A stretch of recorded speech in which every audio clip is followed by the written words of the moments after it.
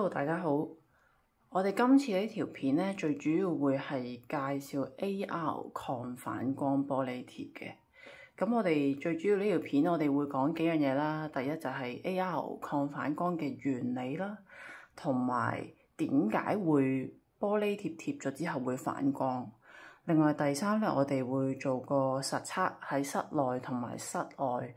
咁最主要實測我哋有兩部機啦，手上一部咧就係貼咗高透玻璃貼，佢係冇抗反光嘅功能嘅，係啦，就只係普通高透嘅玻璃貼嘅啫。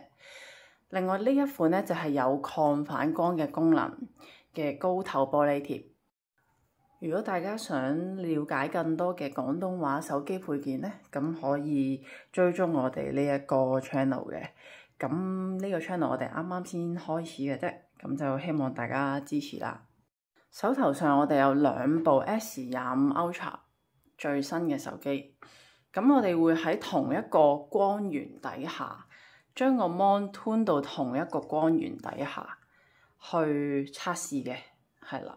咁就兩部已經調到最光噶啦。然後好快速，我哋做咗個指紋測試先啦，因為有時候有好多朋友都會話好擔心貼咗玻璃貼係解唔到鎖嘅，係啦。咁就連續3次都解到嘅，咁呢個就可以唔使擔心。咁先講解翻原理係乜嘢啦。AR 玻璃貼嘅原理，抗反射玻璃貼嘅原理咧，就係喺塊玻璃貼上面加咗個塗層，從而咧就可以減低咗嗰個反射率，又可以提高咗個透光率，令到個 mon 咧，即使喺強光底下，即係譬如喺戶外底下咧，亦都可以好清晰咁樣睇到，還原翻屏幕本嚟嘅色彩嘅。影片咧，內容右方咧係貼咗抗反光玻璃貼嘅。其實喺室內咧，我哋而家係屏幕同一個光源底下啦，咁就你會睇到左邊係比較偏灰少少嘅黑嘅地方，然後右邊咧黑色嘅地方係比較深少少嘅，係啦，咁你就會見到屏幕嘅透光率右邊係比較高啲嘅。咁我哋一齊嚟睇下啲畫面啦。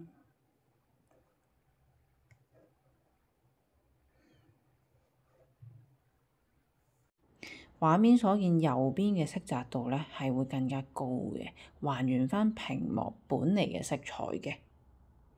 左邊係會比較灰少少嘅。我哋而家就進行戶外測試，右邊係貼咗抗反射玻璃貼。